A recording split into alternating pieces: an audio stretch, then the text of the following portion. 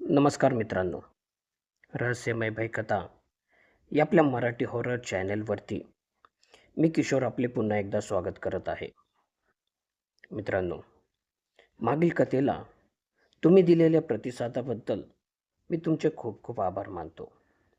आणि त्यामुळेच आज मी तुमच्यासाठी एक अशी भयानक आणि रहस्यमय कथा घेऊन आलो आहे, जी ऐकून तुमच्या पायाखालची जमीनच सरकेल. ही कथा एका अशा गावाची आहे, ज्या गावाच्या दक्षिणेकडे एक टेकडी आहे आणि त्या टेकडीवरती एक मंदिर आहे. ते मंदिर कशाचे आहे हे आजवर कोणालाही माहीत नाही. पण त्या गावात एक असा नियम आहे, जो नियम लहान मुलापासून ते म्हाताऱ्या माणसापर्यंत सर्वच पाळतात. आणि तो नियम असा होता की संध्याकाळ होताच त्या टेकडीवरती कोणीही जायचे नाही. आणि जर कोणी चुकूनही त्या टेकडीवरती गेले तर त्याच्या मागे ती लागते. आता ही ती कोण आहे यासाठी तुम्हाला ही कथा पूर्ण ऐकावी लागेल. मित्रांनो, ही कथा तशी थोडीशी मोठीच आहे, त्यामुळे ती तुम्ही पूर्ण संयमाने ऐकावी अशी मी नम्र विनंती करतो.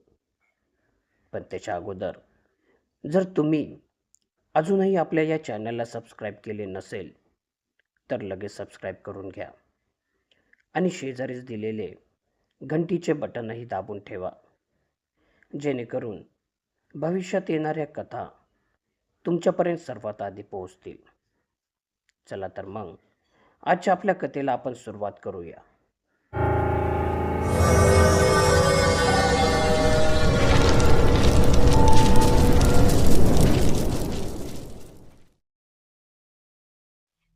आमचं गाव काही फार मोठं शहर नव्हतं.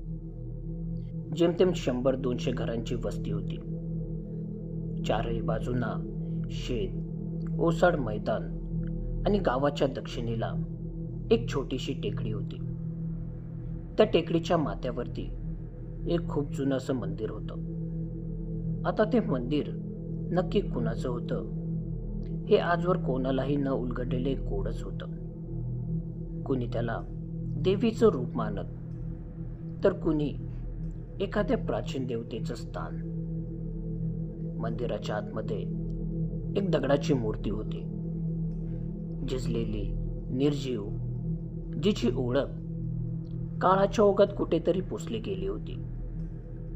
पण गावातील जाणकार आणि म्हातारी माणसे सांगतात की ती मूर्ती या गावापेक्षाही जुनी आहे. त्या मंदिराचा एक भयानक असा नियम होता, जो आजही गावातल्या त्या हवेमध्ये घुमतच असतो. आणि तो नियम असा होता की सूर्य मावळल्यानंतर त्या टेकडीवर पाऊल ठेवायचे नाही. हा नियम कोणी आणि कधी बनवला हे कोणालाच माहिती नव्हते. पण गावातल्या लहान मुलालाही माहीत होतं की अंधार पडताच ती टेकडी जागी होते. लोक म्हणायचे की ती जागा तिथे गेलेल्या माणसांचा पाठलाग करते. आता ही घटना साधारणतः 17-18 वर्षांपूर्वीची आहे. माझ्या आईबाबांच्या लग्नाला तेव्हा काहीच वर्ष झाली होती. त्यावेळी माझा जन्मसुद्धा झाला होता. पण मी लहानपणी खूपच आजारी असायचो. मला सतत काही ना काही आजार लागलेलाच असायचा. कधी ताप, कधी सर्दी, कधी खोकला, तर कधी आणखीन दुसराच आजार. माझ्या आईला वाटायचे की माझ्यावर कोणाची तरी वाईट नजर पडली आहे, किंवा हा कोणता तरी दैवी प्रकोप आहे. त्या दिवसांमध्ये लोक नवस करण्यासाठी अनेकदा त्या टेकडीच्या मंदिरात जायचे. आणि म्हणूनच गावातल्या एका बाईने माझ्या आईला सल्ला दिला की दक्षिणेकडच्या त्या टेकडीवरती जे मंदिर आहे तू तिथे जा आणि त्या दगडाच्या मूर्तीसमोर तुझा पदर पसर. तुझे बाळ नक्कीच बरे होईल. त्याच्या मागे लागलेला हा त्रास एकदम नाहीसा होईल. आता मला बरे करण्यासाठी आई वाटेल ते करायला तयार होते. आणि त्यामुळेच आईने आता ठरवले की ती दर सोमवारी त्या टेकडीच्या मंदिरात जाईल आणि तिथे माझ्यासाठी पूजा करेल. पहिले 2 सोमवार सगळं काही ठीक होतं. आई सकाळी लवकर जायची आणि पूजा करून ती परत यायची. पण 3ऱ्या सोमवारी नशिबाने एक भयानक वळण घेतले. रविवारच्या दिवशी आमच्या घरी पाहुणे आल्यामुळे सोमवारी आईला घरातील सगळी कामे आवरताना खूपच उशीर झाला. आता दुपारचे 4 वाजले होते जेव्हा ती घरातून त्या टेकडीवरच्या मंदिरात जाण्यासाठी बाहेर पडली. आईने आपली पिशवी सावरत बाबांना सांगितले, मला जरा उशीर झालाय, मी पटकन दर्शन घेऊन येते. तेव्हा बाबांना फारशी काळजी वाटली नाही, कारण ती दुपारची वेळ होती आणि भरपूर उजेडही होता. आता आई टेकडी चढली आणि मंदिरात पोहोचली आणि पूजा अर्चना करून ती माझ्यासाठी नवसही बोलली आणि ती परत घरी येण्यासाठी माघारी फिरली. पण आई त्या मंदिरापासून काही अंतरावरतीच आली होती आणि वाटेतच तिचा पाय कशात तरी अडकला आणि ती जोराचे खाली पडली. आणि ज्यावेळी आईचा पाय अटकला होता तिथे कोणताही दगड, झाडाची फांदी किंवा असं काहीच नव्हतं की ज्यामुळे आईचा पाय तिथे अडकून पडेल. पण तरीही ती पडलीच होती. तिचा गुडघा पूर्ण सालटलेला होता. त्या वेदनेमुळे ती काही वेळ तिथेच बसून होती आणि मग ती जशी तशी उठली आणि तिने जाता जाता एकदा मंदिराकडे वळून पाहिले. आणि जेव्हा आईने त्या मंदिराच्या दिशेने पाहिले तेव्हा तिला तिच्या डोळ्यांवरती विश्वासच बसला नाही. तिचे रक्त एकदम थंड पडले होते, कारण आईने मंदिराच्या त्या अंधाऱ्या गाभाऱ्यात कोणीतरी उभं असलेलं दिसलं. आई सांगते की ती एका बाईची आकृती होती. त्या बाईने पांढरी साडी घातलेली होती. तिचे केस मोकळे आणि विखुरलेले होते. चेहरा अंधारामुळे स्पष्ट दिसत नव्हता, पण ती सावली अगदी स्थिर होती. तिचे डोळे फक्त आईवरच स्थिरावलेले होते. आईने थरथरत्या आवाजात सांगितले, ती तिथेच उभे होती. आईने हेही सांगितले की ती बाई त्या गाभाऱ्यातच उभी होती. ती जरा सुद्धा हलत नव्हती आणि तिची नजर एखाद्या दगडाप्रमाणे आईवरच रोखलेली होती. आणि यावेळी आईला खूपच भीती वाटली. आईने मागे न पाहताच वेड्यासारखी ती त्या टेकडीवरून खाली पडत सुटली आणि काही वेळात ती घरी पोहोचली. घडलेली ही घटना तिने घरामध्ये कोणाला सांगितली नाही. आतापर्यंत आईला असेच वाटत होते की तिने टेकडीवरती जे काही पाहिले आहे तो तिचा एक भासच होता. पण मित्रांनो, खऱ्या अर्थाने त्या भयानक घटनेची सुरुवात आता त्या रात्रीपासूनच होणार होती. त्या रात्री आईला झोपच आली नाही. ती जसे डोळे बंद करायची तिला वाटायचे की कोणीतरी तिच्याकडेच पाहत आहे. आणि आता रात्रीच्या जवळपास 1 वाजण्याच्या सुमारास तिची झोप अचानक उडाली होती. आणि आता रात्रीचे जवळपास 1 वाजले होते. संपूर्ण घरात आणि बाहेर एक भयान शांतता पसरलेली होती. फक्त रातकिड्यांचाच किर करणारा आवाज येत होता. बाबा तेव्हा गाढ झोपेत होते आणि मी शेजारीच पाळण्यात झोपलेलो होतो. तेव्हा आईला जाणीव झाली, बाबा आणि माझ्या व्यतिरिक्तही कोणीतरी या खोलीत आहे. त्याचे अस्तित्व आईला जाणवत होते. आईने खोलीच्या सगळ्या कानाकोपऱ्यात एक नजर फिरवली, पण कुठेच कोणी नव्हते. खिडकी जवळही कोणी नव्हते आणि दरवाजा तर आतूनच बंद होता. पण जसे बाबांनी झोपेत आपली कूस बदलली, तसे आईच्या घशात तिचा आवाजच अडकून पडला. कारण आईने पाहिले की बाबांच्या उशाशी जमिनीवरती कोणीतरी बसले होते. गुडघ्यावर बसलेली ती आकृती खाली मान घालून होती. तिचे लांब सडक काळे केस जमिनीवरती पसरले होते आणि त्या केसांनी तिचा चेहरा पूर्णपणे झाकलेला होता. ती सावली अगदी निर्जीव वाटत होती, पण आईला तिचे ते थंडगार अस्तित्व जाणवत होते. आईने बाबांचा हात घट्ट पकडला आणि श्वास रोखून त्यांना हाका मारण्याचा प्रयत्न करू लागले. पण तरीही ती आकृती जागची हालतच नव्हती. ती जशीच्या तशीच बसून राहिली. मग हळूहळू ती त्या अंधारात कुठेतरी गायब झाली.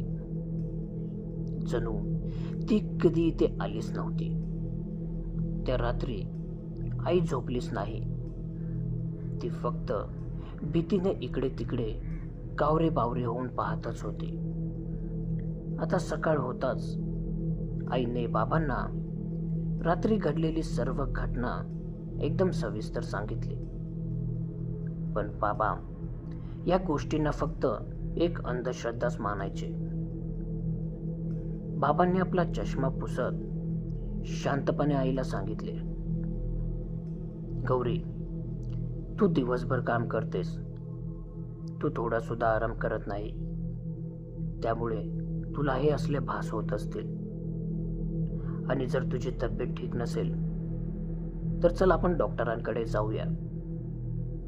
आता यावेळी आईला सुद्धा असेच वाटत होते की कदाचित तिची तब्येतच खराब आहे. त्यामुळे आई बाबा दुपारी डॉक्टरांकडेही गेले. पण डॉक्टरांनी आईची तपासणी केल्यावरती सर्व काही नॉर्मलच दाखवत होते. ब्लड प्रेशर, हृदयाचे ठोके, अगदी सगळं काही व्यवस्थित होते. पण त्या बाईची भीती आईच्या आतमध्ये घर करून बसली होती. आईला आता उठता बसता फक्त त्या बाईचाच भास होत होता. घरामध्येही काम करत असताना तिला सतत जाणवायचे की कोणीतरी तिला पाठीमागून पाहत आहे. आणि आता असेच काही दिवस निघून गेले आणि एके दिवशी दुपारी बाबा शेतात काम करण्यासाठी गेले होते. आई स्वयंपाकघरात भांडे घासत होती. आता स्वयंपाकघरातील खिडकी ही थेट दक्षिणेकडच्या त्या टेकडीकडे उघडायची. आईने सहज खिडकीतून बाहेर पाहिले आणि तिचा जीव एकदम वर खाली झाला.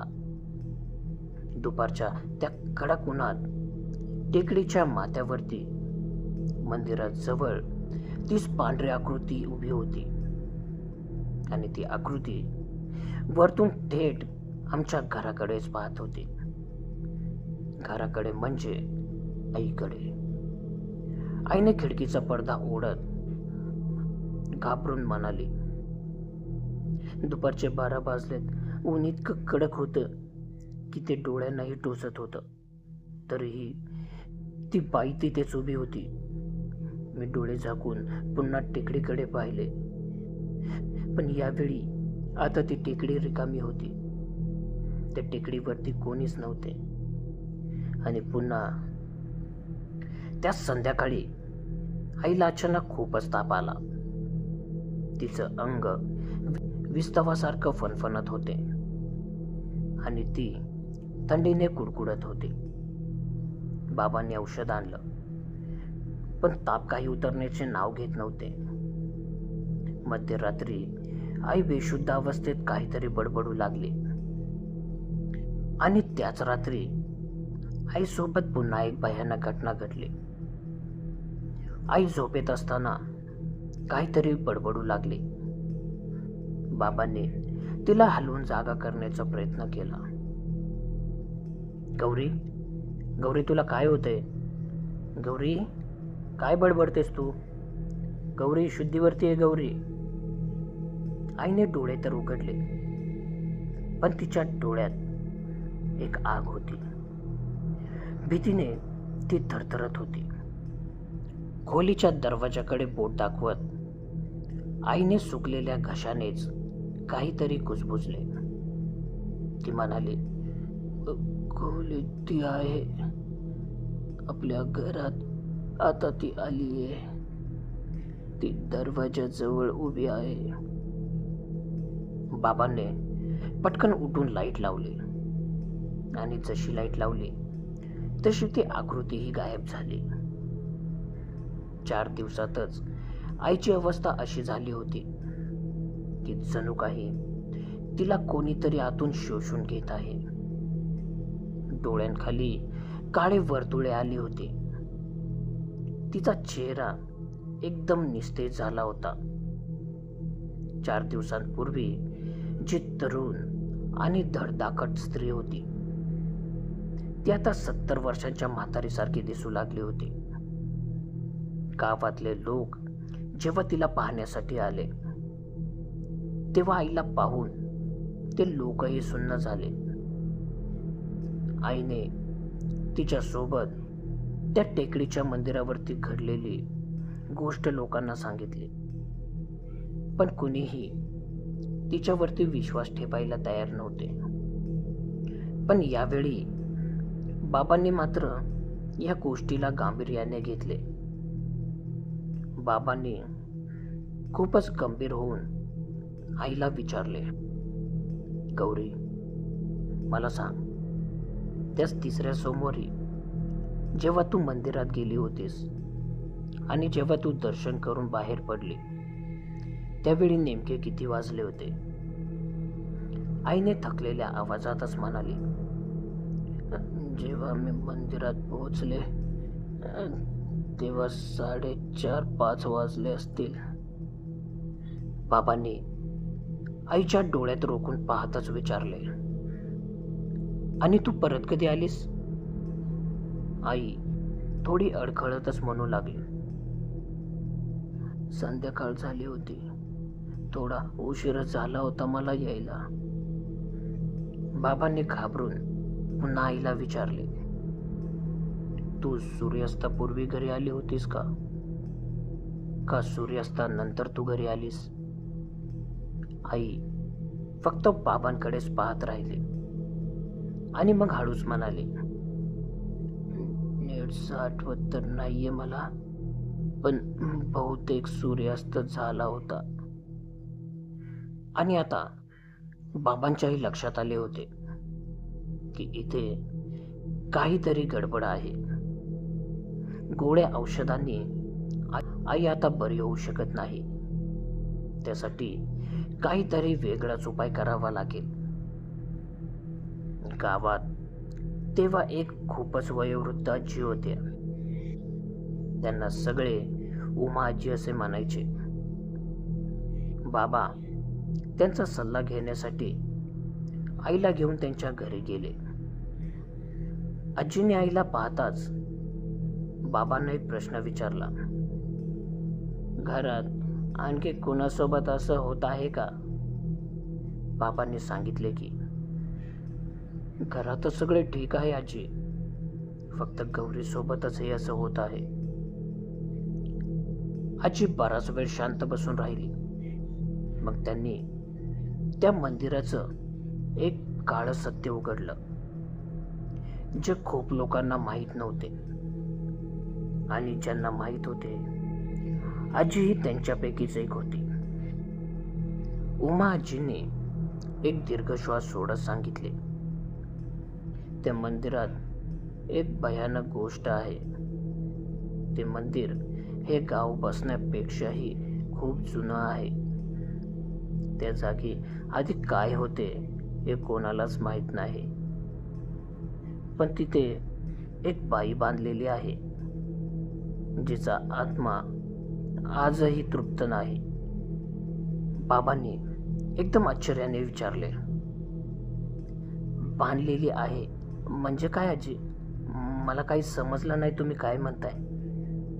उमाजी म्हणाल्या, जुन्या काळातील कोणीतरी एक स्त्री त्या जागी राहत होती आणि काही लोकांनी तिला तिथेच जिवंत मारले होते आणि तेव्हापासूनच त्या जागी त्या बाईचा वास आहे. त्या बाईने बऱ्याच लोकांचे भलेही केले आहे आणि अशाच एका कोणीतरी माणसाने तिचे ते मंदिर बांधले आहे. पण ती बाई कोण आहे हे कोणालाच माहीत नाही. पण ती तिथे आहे हे मात्र नक्की आहे आणि सूर्य मावळल्यानंतरच ती त्या मंदिरात येते. बाबांनी विचारले, मग गौरी सोबत हे सगळं असं का होतंय? उमाजी म्हणाल्या, तुझ्या बायकोने त्या बाईला पाहिले आहे आणि ती बाई जिथे कैद आहे तिला तिथून मुक्त व्हायचं आहे. ती वाट पाहत आहे की कोणीतरी तिला पाहावं, कोणीतरी तिला ओळखावं आणि जसं कोणी तिला पाहतं ती त्यांच्या पाठीमागेच लागते. बाबांनी अस्वस्थ होऊन विचारले, मग आता काय करावं लागेल? उमाजी म्हणाल्या,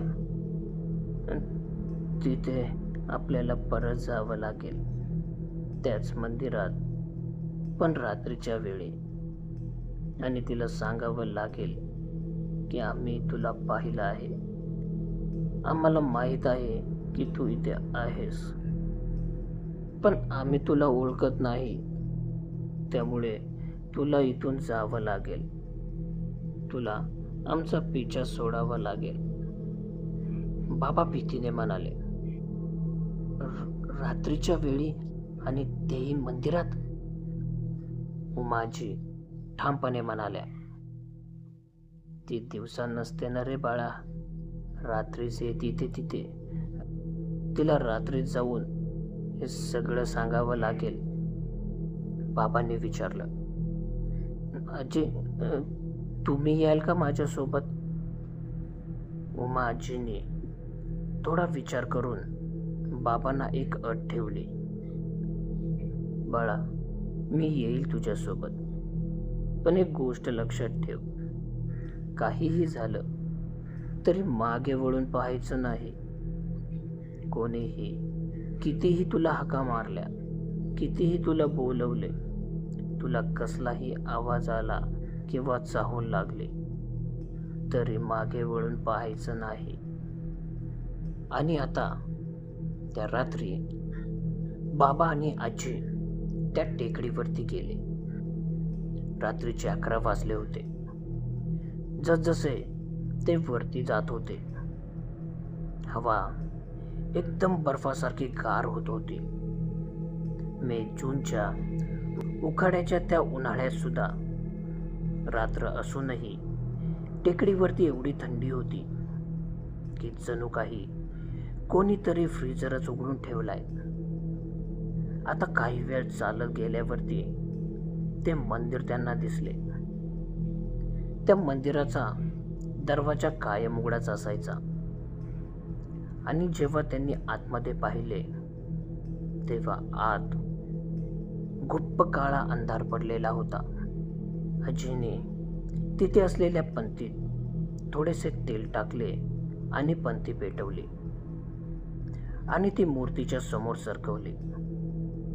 मग उमाजींनी बाबांकडे इशारा करत म्हटले, आता बोल, बाबा मंदिराच्या उंबरठ्यावरच उभे होते आणि हात जोडून थरथरत्या आवाजात ते म्हणाले, तू जी कोणी आहेस, आम्ही तुला पाहिलंय. माझ्या बायकोने तुला पाहिलं आहे. न कळत का होईना, पण तिला तुझे दर्शन झाले आहे. ती फक्त चांगल्या इच्छेनेच तुझी पूजा करण्यासाठी आली होती. तू तिचा पिछा सोडून दे.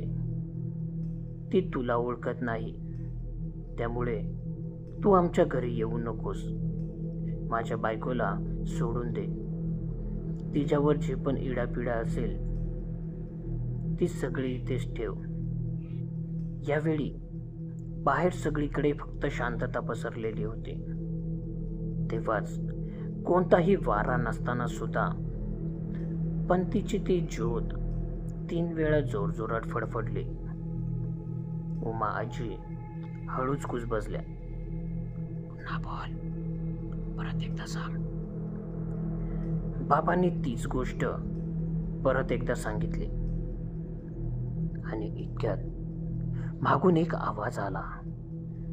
एक भारदस्त आवाज, पण तो एका बाईचा आवाज होता. कुठून तरी खूप दुरून तो आवाज येत असावा. तिने एक शब्द उच्चारला. बाबांना वाटले की ते आईचे नाव घेत आहे. बाबा जसे मागे वळणारच होते, तेवढ्यात उमा आजींनी त्यांचा खांदा घट्ट पकडला. आजी दात ओठ खात म्हणाल्या, मागे पाहू नकोस. आणि तो आवाज पुन्हा एकदा आला. तेच नाव, तीच हाक. बाबांचा श्वास आता फुलू लागला होता. शरीर थरथरत कापत होते. हातापायातील रक्त गोठले होते. आणि तिसऱ्यांदा आवाज आला.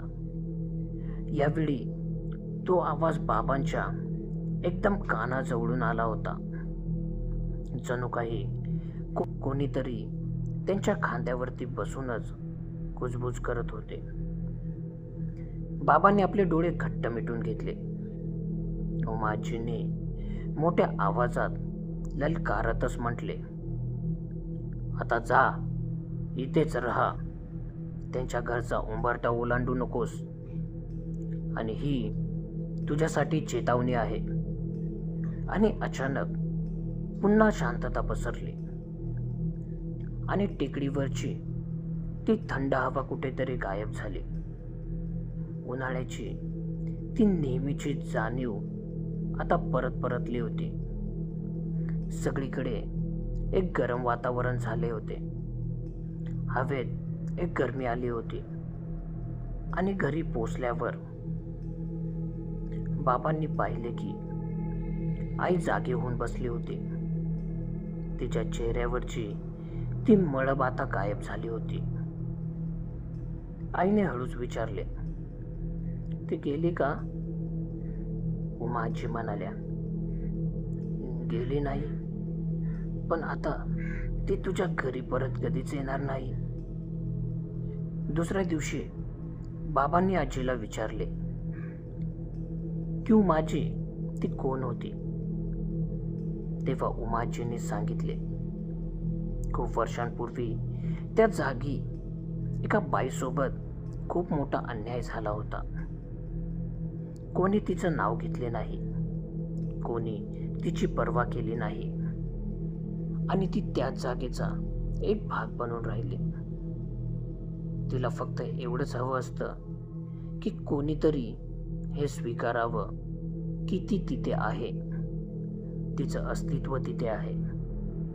त्यामुळेच ती काही लोकांना तर दिसते, पण काही लोकांना ती दिसत नाही. आई काही दिवसांत हळूहळू पूर्णपणे बरी झाली. पण आईमध्ये एक गोष्ट कायमची बदलली होती. माझी आई आता कधीच त्या टेकडीकडे नजर वर करून सुद्धा पाहत नव्हती. आणि बऱ्याच वर्षानंतर आईने मला ती घटना सांगितली होती, ज्या दिवशी आजी आणि बाबा टेकडीवरती गेले होते. आईने मला सांगितले की, बाळा, ज्या रात्री आजी आणि तुझे बाबा त्या टेकडीच्या मंदिरात गेले होते, तेव्हा रात्री 12च्या सुमारास आपल्या दरवाजाजवळ मला कोणाची तरी चाहूल लागली. दरवाजाच्या खालच्या फटीतून एक सावली आत डोकावत होती. तिचे ते भयानक डोळे मला आजही आठवतात. ती सावली खूप वेळ तिथेच थांबली आणि मग ती निघूनही गेली. मला असं वाटले की ती सावली खूप थकलेली होती. ती जणू काही वर्षानुवर्षाची विश्रांती शोधत होती आणि यासाठी तिला कोणाची तरी साथ हवी होती आणि त्यामुळेच ती माझ्या पाठीमागे लागली होती. उमा आजी आता या जगात तर नाही, पण त्यांच्या मृत्यूपूर्वी त्या बाबांना म्हणाल्या होत्या, बाळा, त्या मंदिरात जी मूर्ती आहे ती कोणत्या देवाची नाही, ती मूर्ती त्याच बाईची आहे. ती मूर्ती तर तिथे राहिली, पण तिचं नाव या काळाच्या ओघात हरवून गेलं आहे. आणि जर कोणी तिचं नाव जाणलं असतं, कदाचित ती केव्हाच मुक्त झाली असती. ते मंदिर आजही तिथेच आहे. दरवाजा नेहमीप्रमाणेच उघडा असतो आणि आत ती झिजलेली मूर्ती आजही त्या अंधारात तशीच उभी आहे. आता आम्ही तर त्या गावी राहत नाही, पण जेव्हा कधी आम्ही त्या गावी जातो, तिथे एक पंथी नक्कीच लावतो. पण त्या मंदिराच्या पायऱ्या उतरताना मी एक नियम कधीच मोडत नाही. मी मागे वळून कधीच पाहत नाही, कारण जर तुम्ही मागे वळालात तर ती तुमच्या सोबत तुमच्या मागे तुमच्या घरी येईल. तर मित्रांनो, तुम्हाला ही कथा कशी वाटली मला कमेंट करून नक्कीच सांगा. भेटूया पुन्हा एखाद्या अशाच नवीन गोष्टीसह. तोपर्यंत स्वतःची काळजी घ्या. धन्यवाद.